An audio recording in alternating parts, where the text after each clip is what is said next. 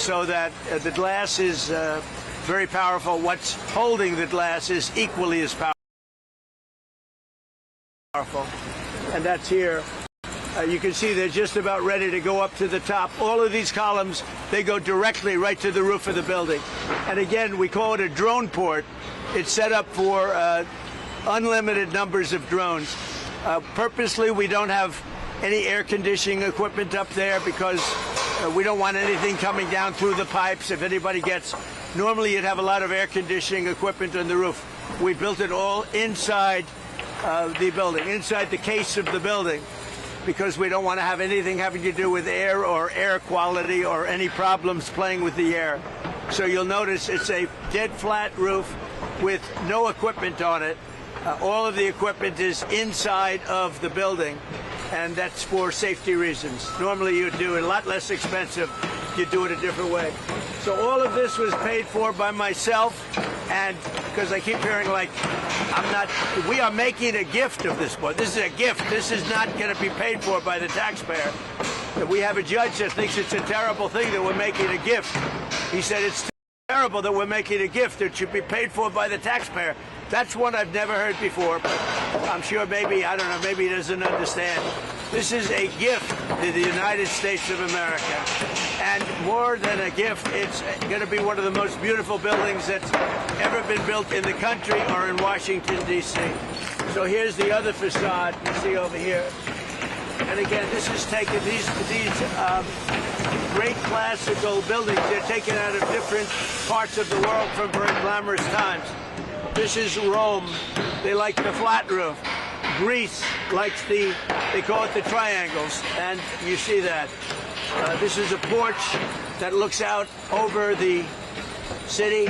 Also, it's developed in such a way that we can have military there, but the entire roof is developed for military.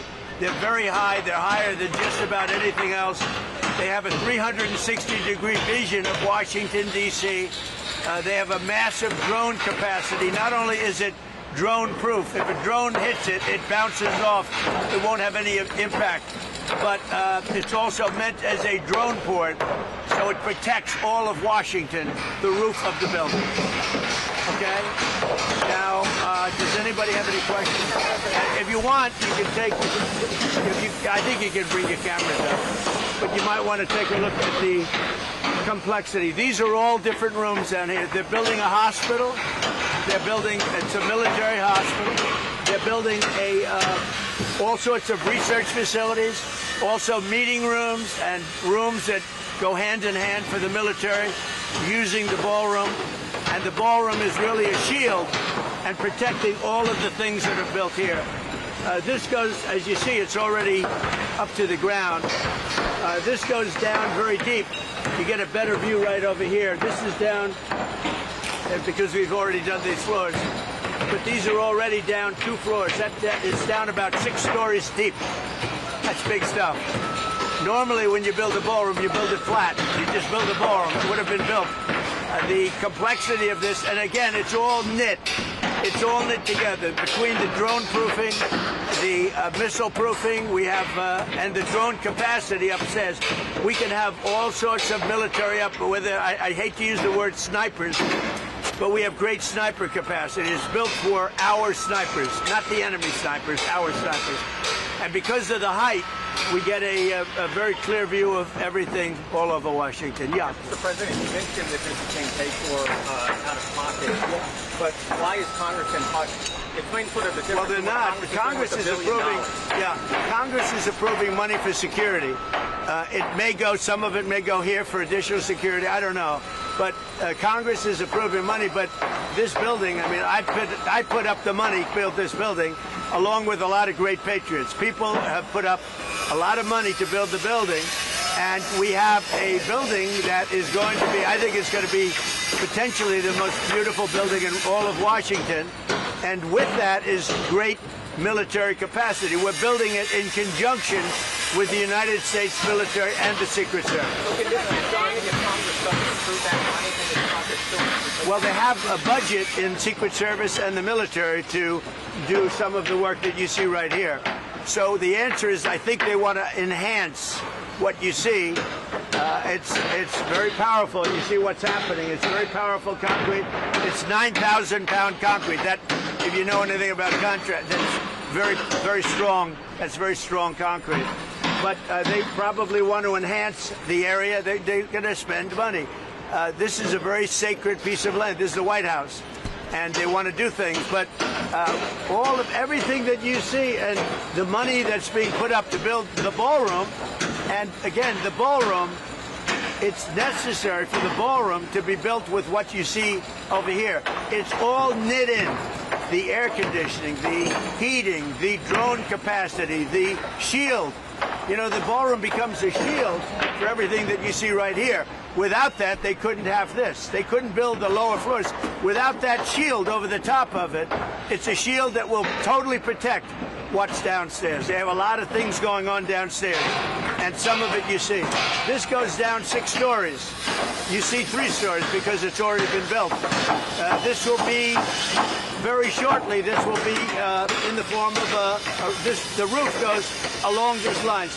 Basically, it goes outside. You see where the wood is. You're going outside of that line, and then it goes straight up. And it's all protection, and everything's together. You can't build one without the other. And what we have is we have the safest building ever built, in my opinion. You can have, and you know, the other thing is, when we're right on budget, we're right on plan.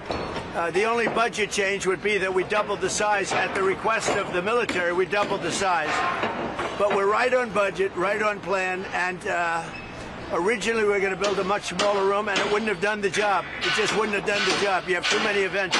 Like if we have President Xi coming here, we have no place to put him.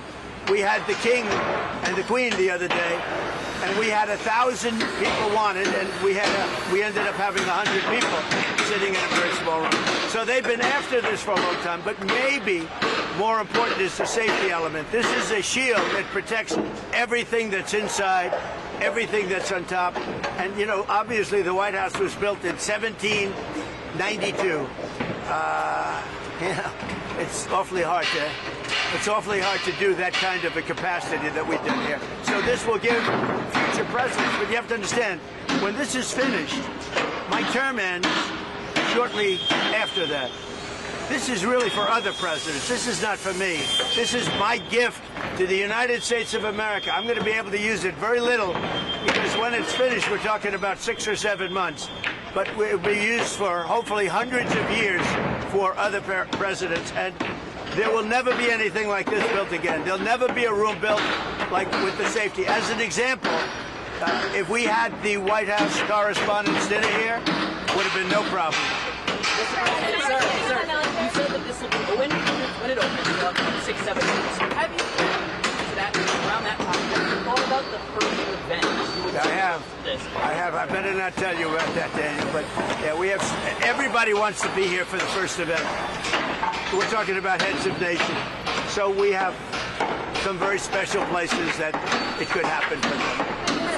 You know, we had literally, if the King and Queen were, you know, we had this finished, we would have had an event that would have been 10 times as such. I mean, we literally were in a little room in the White House. Presidents, now we're not even talking about safety. Presidents have been asking for this for literally from the time the White House has been built. But on record, for 150 years, they've said, what about a big room? And you all know, you probably attended, they have some where they use tents. If it rains, it's a disaster. This is going to be a gift to America. Yeah. Future president of the country. What do you think of America? We have to have a safe country. We have to have a great country. We have to make sure that Iran doesn't get a nuclear weapon. All of the things that you see me fighting for so hard.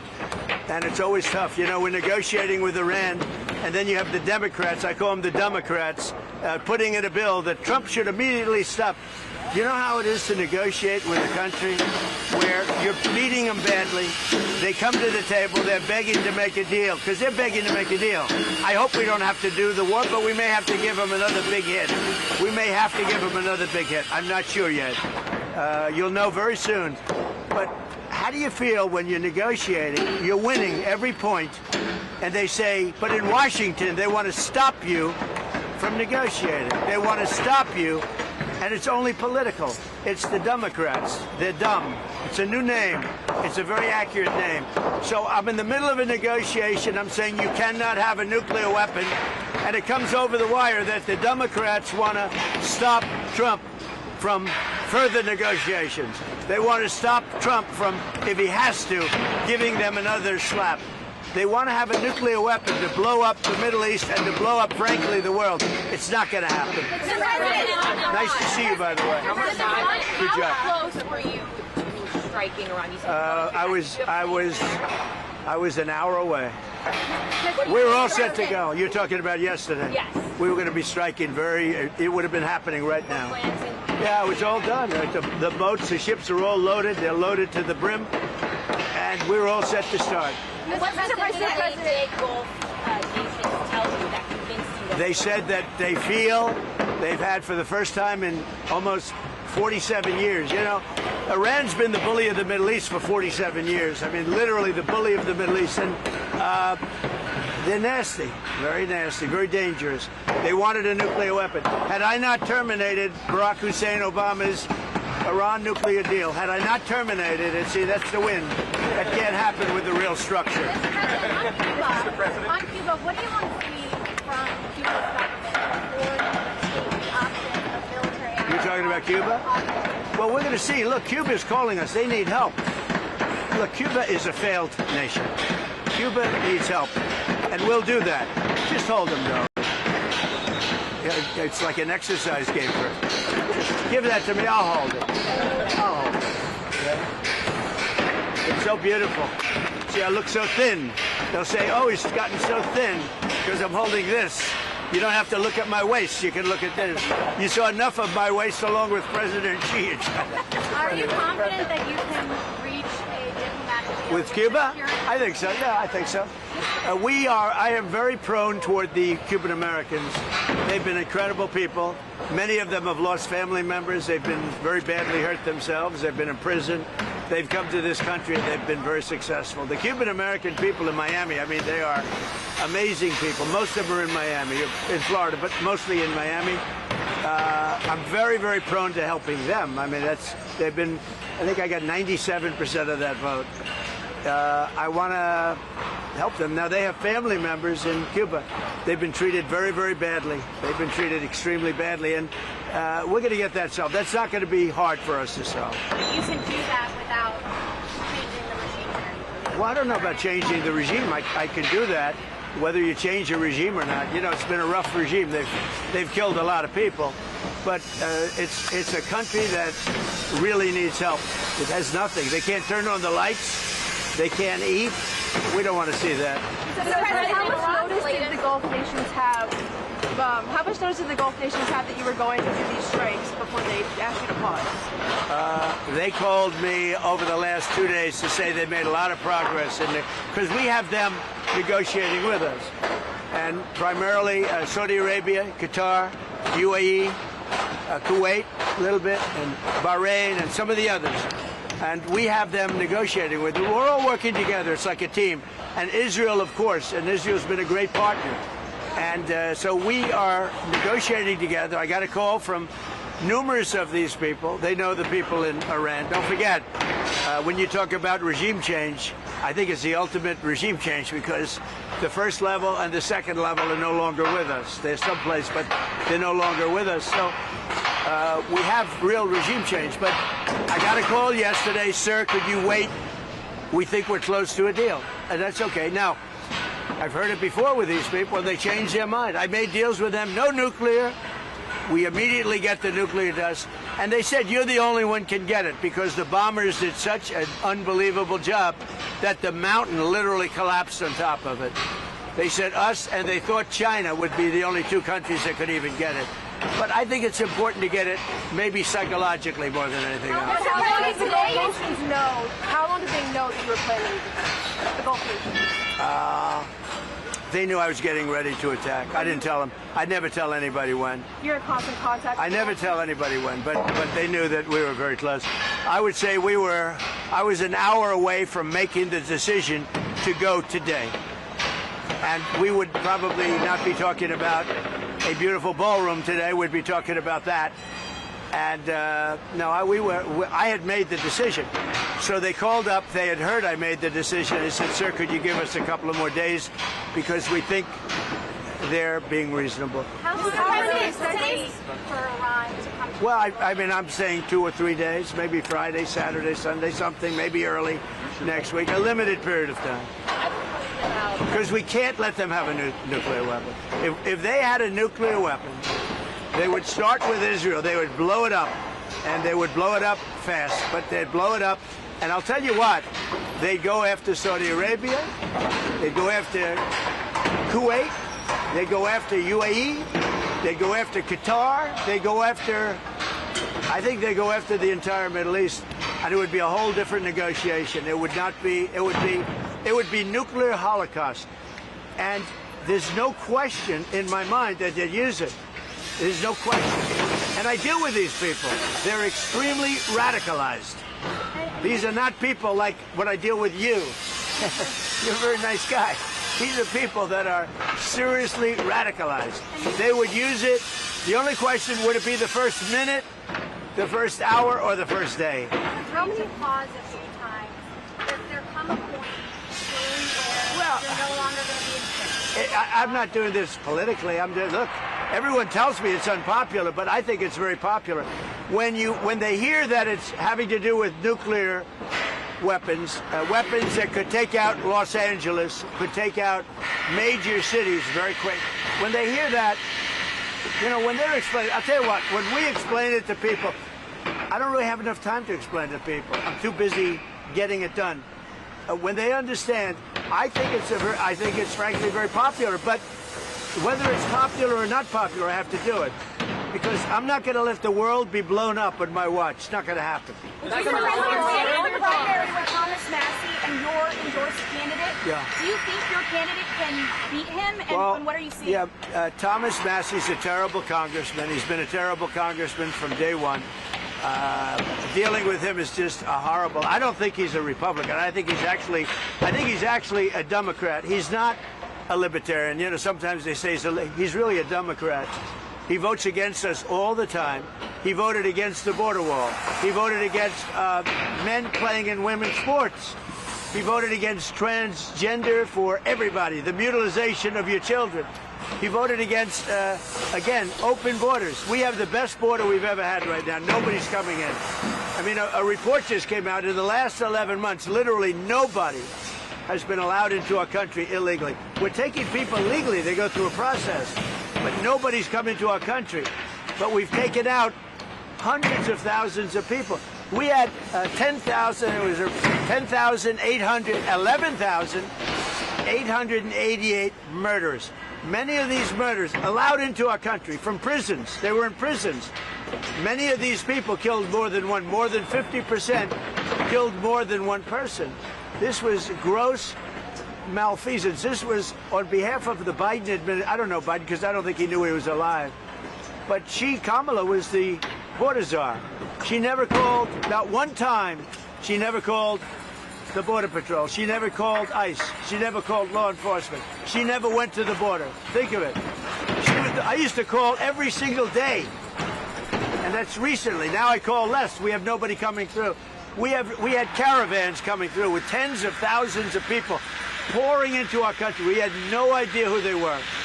We would have been, I'll tell you what, our country would have been destroyed. If they won this election, our country would have been, we have now the hottest country anywhere in the world.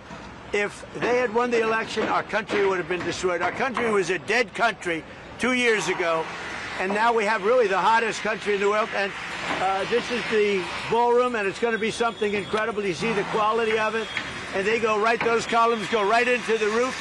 And on top of the roof, we're going to have the greatest drone empire that you've ever seen, and it's going to protect Washington. Thank you all very much. We have a little breakfast for you. Really? Yeah. Where is the breakfast? I'd have it. Where is it? Oh, it's right over there. We have a little bit of a breakfast for you. I figured I'd be nice to you for a change.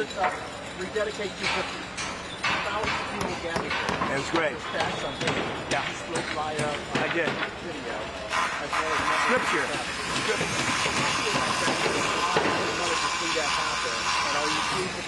Well, I think that it was great. Thousands of people showed up, and it was a beautiful beautiful day.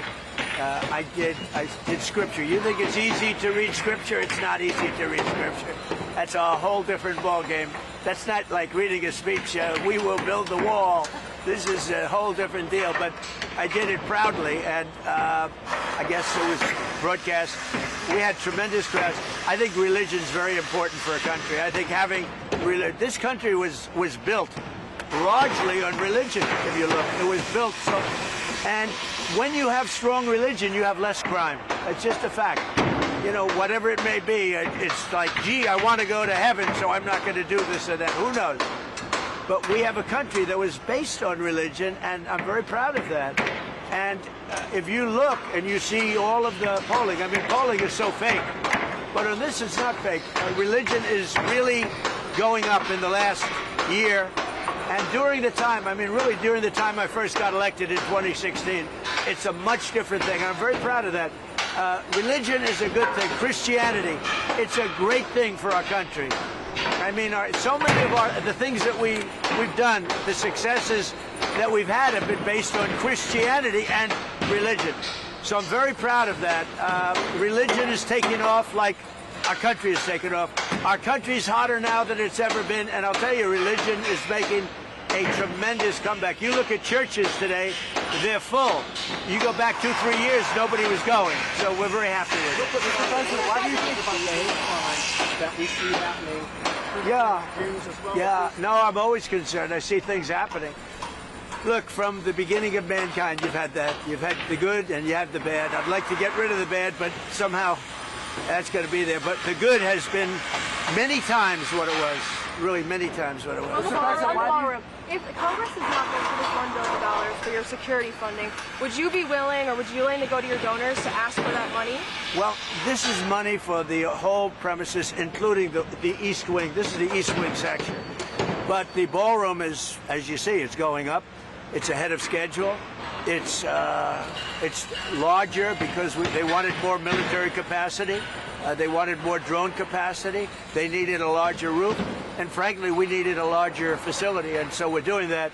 And we've done this in strict coordination with the military and with the Secret Service. And they've been great to work with. The money that they're talking about is the surrounding areas and maybe enhancing some security aspects of the building. But the building, as you see, it's a very active site, and a lot of people are amazed. And by the way, that floor goes down 3 floors, just so you understand. You're seeing almost the top floor. That floor goes down 3 floors, and there are many things in there having to do with security. And many of those things are going to be taken from there and put onto the roof of the building, and that has to do with drone and missile capacity. A lot of presidents have done renovations to the White House, to all these things. Why do you think people are so mad about your renovations? Because I'm doing it. The Meridian Hill Park, you got the water flowing again, all of it, and they just seem to hate you for it. Well, it's a sad thing, actually. You know, and it's very nice. I appreciate the question. First I said, oh, this is going to be a negative question. Then I heard she's really saying, why do they hate you for fixing the water fountains? So, you know, we have 40. I know. Because I want to see Washington be beautiful. To me, it's very important. But as an example, you mentioned the water fountain. We didn't have one water fountain. I think we have 40. We didn't have one in Washington that worked. And soon they'll all be working. Many of them work right now.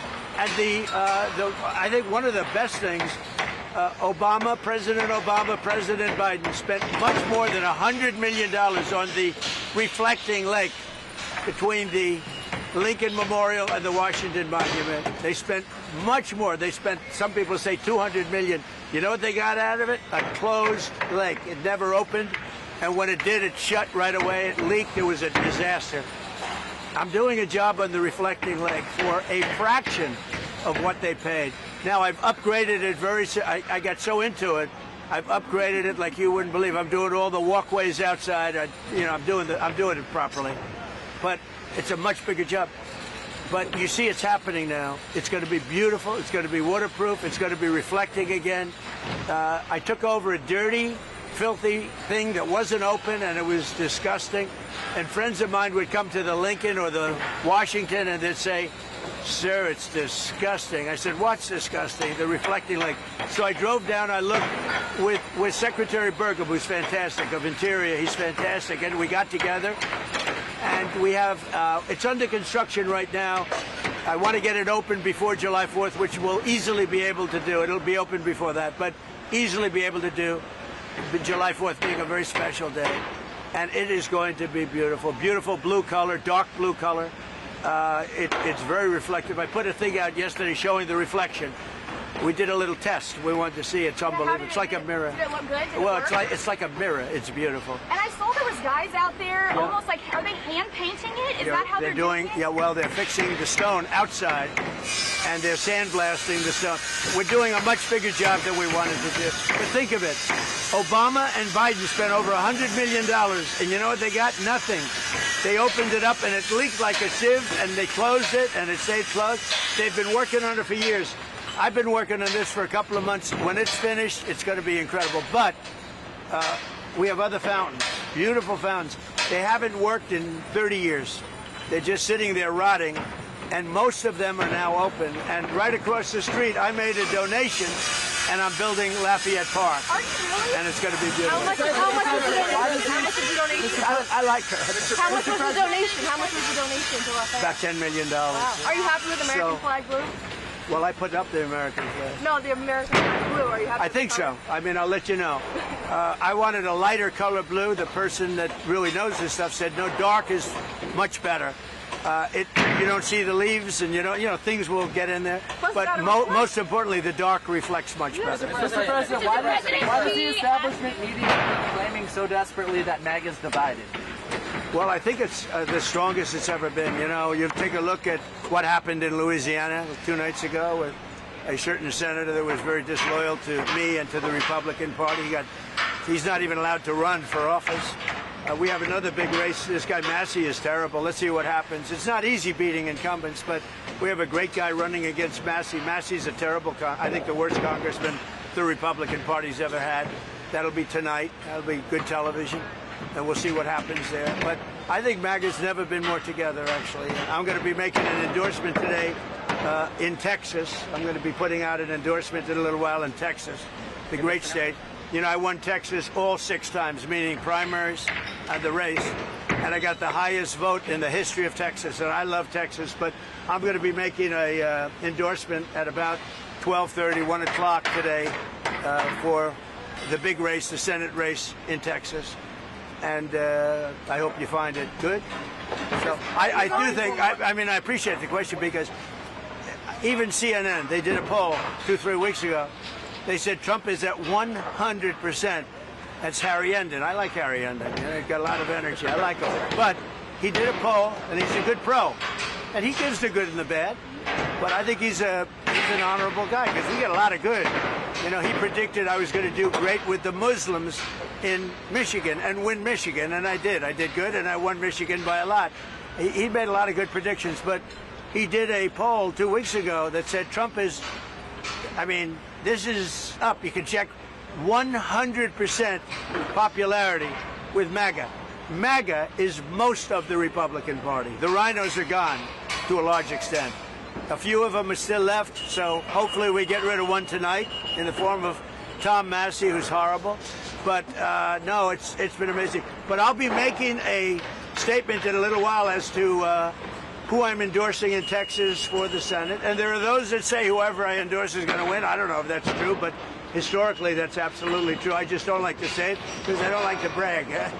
What helped you? Have you found anyone you're running as Lauren Boebert? Well, I've had my mind made up for a long time, but I just think it's going to be, you know, I just think it's appropriate. Mr. I have President, a question. There's reports that President Xi told you during your meeting that perhaps Russian President Vladimir Putin would come to regret invading Ukraine. Did he say that No, to he you? didn't. No, he never said that. Mr. President, you mentioned that the ballroom was your gift to the country. It's a gift. It's a gift from me and from incredible, successful companies and patriots. And they put up close to $400 million. And you see the You see what's happening, and it's beautiful. And again, it's ahead of schedule, unlike the Fed building. Think of it. This building at $400 million, the Fed building at $4 billion, and it's a tiny little project by comparison. And you spend a lot of time renovating the White House, the Rose Garden, the colony. I do. Putting up the American flag. How important is to be part of your legacy? Well, this is the most important. Well, this is the most important because number one, security, and number two, it was so needed just on a social basis for presidents. And again, I'll be here for a very short period of time. When this opens, I'll be here for a very short period of time. This is really being built for other presidents. It's not being built for me. And I'm a really good builder. The thing I do best in life is build. I'm a great builder. And I build beautiful product. There will never be anything like this. I always admired the facade of the Supreme Court. I said, I wonder if that can be duplicated or bettered, even not to say bettered, but even bettered. And we've actually bettered it. What we're doing is something that you'll never see it again.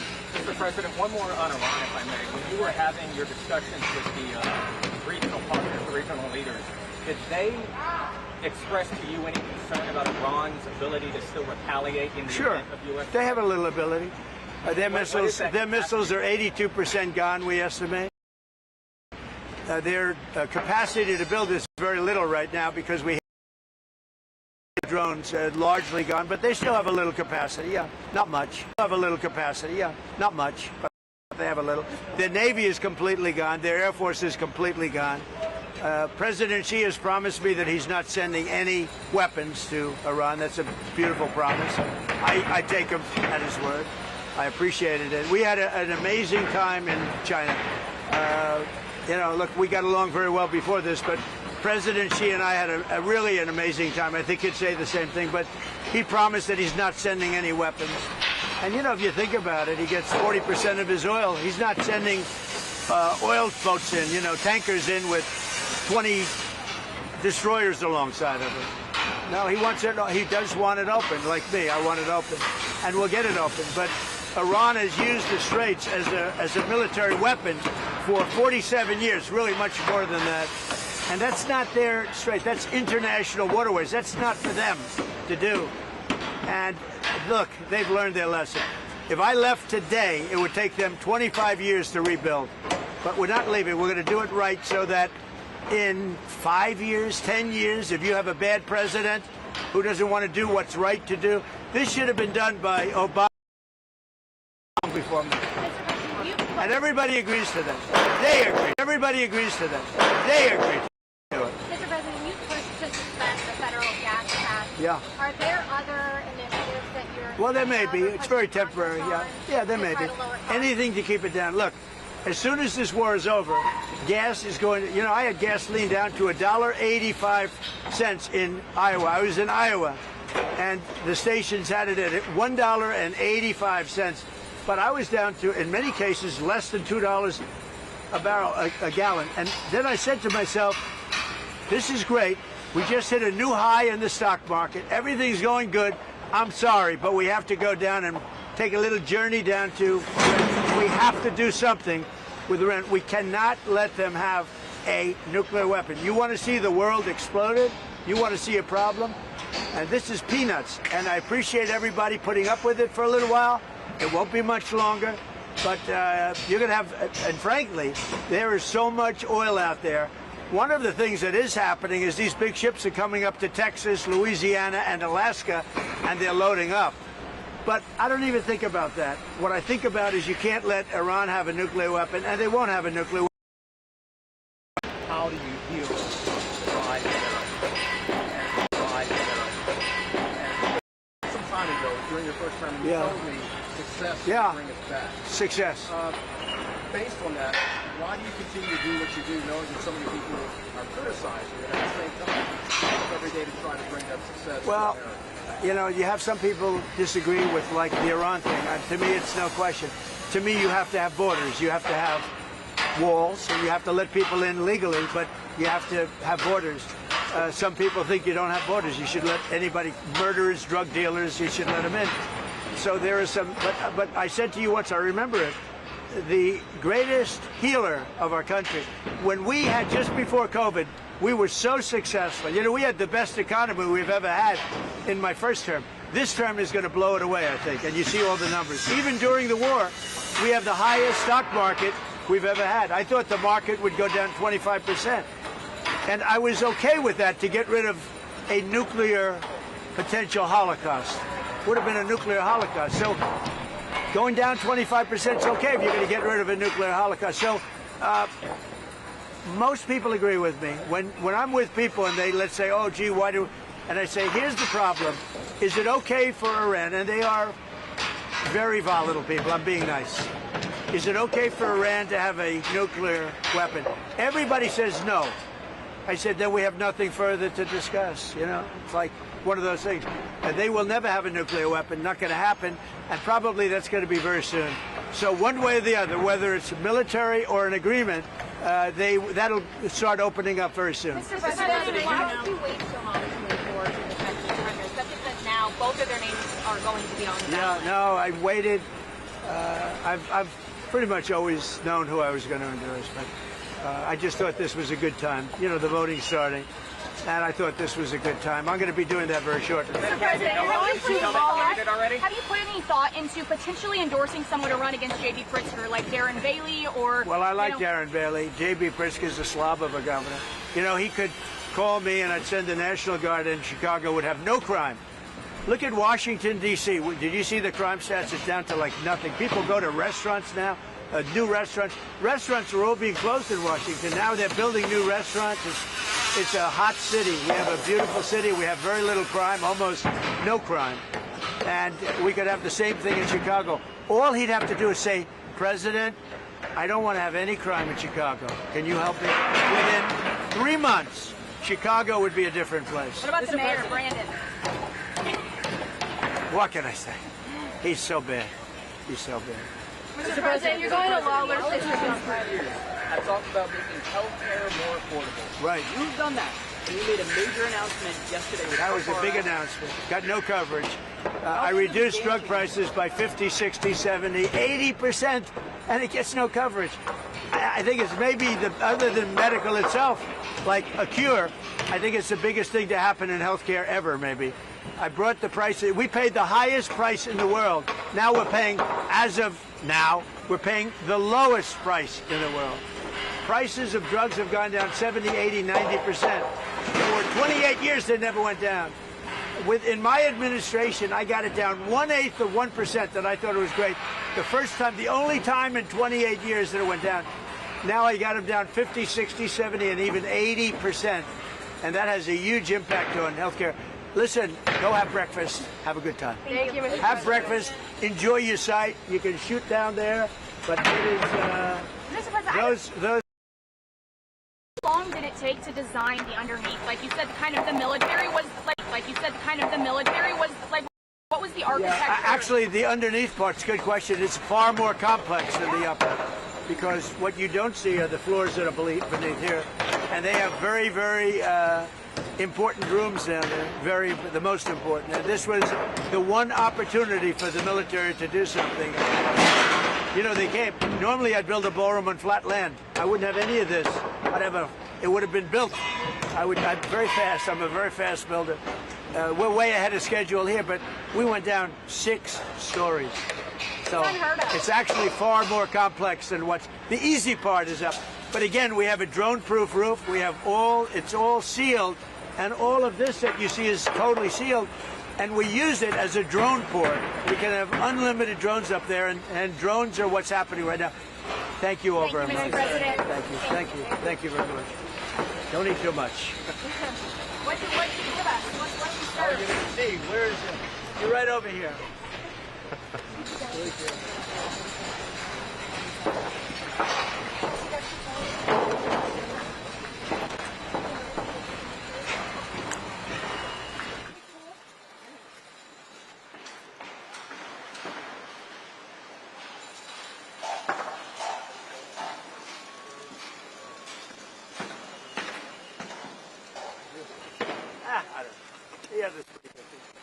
Don't eat too much.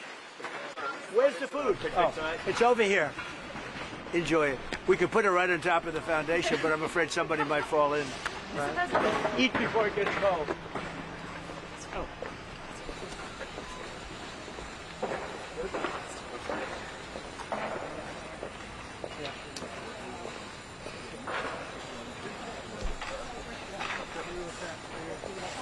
Lars, take good care of that place. If he doesn't do a good job, we'll fire him, okay? If Lawrence doesn't do good, but you'll like Lawrence. Take good care of him, Lawrence.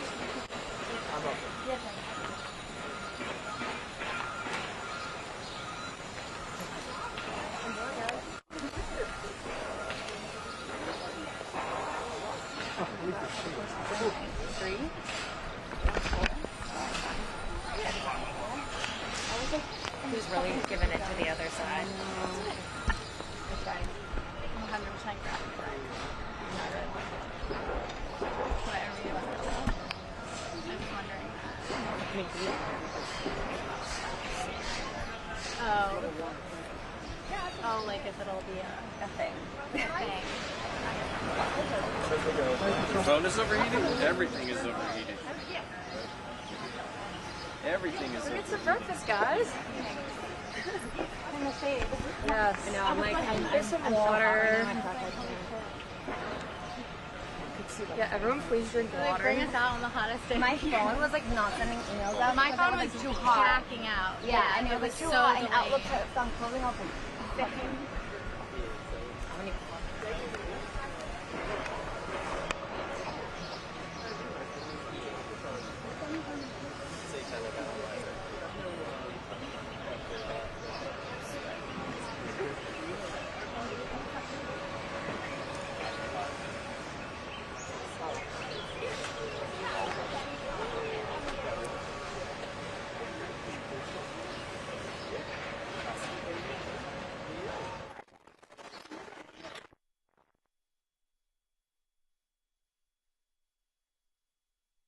Yes, please.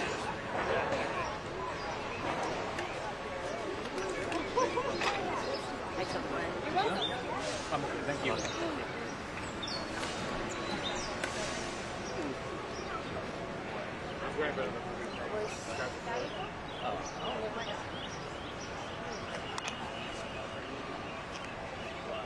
Are we,